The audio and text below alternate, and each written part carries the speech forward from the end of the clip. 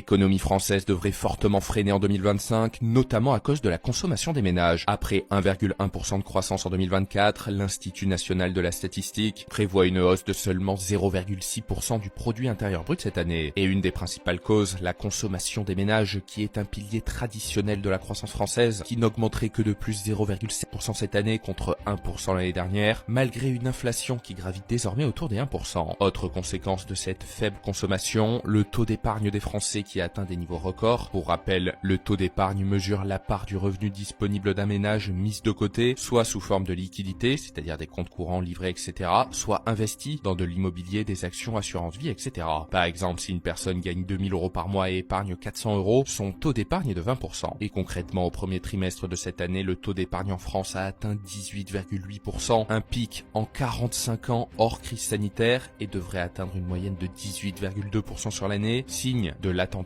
ambiant, ce qui se traduit directement par une consommation en berne. Selon l'Institut, qui a analysé les données bancaires anonymisées de 180 000 clients de la Banque Postale, les 2/3 de la hausse du taux d'épargne proviendraient des retraités, dont la forte revalorisation de 5,3% des pensions l'année dernière ne s'est pas traduite par plus de consommation.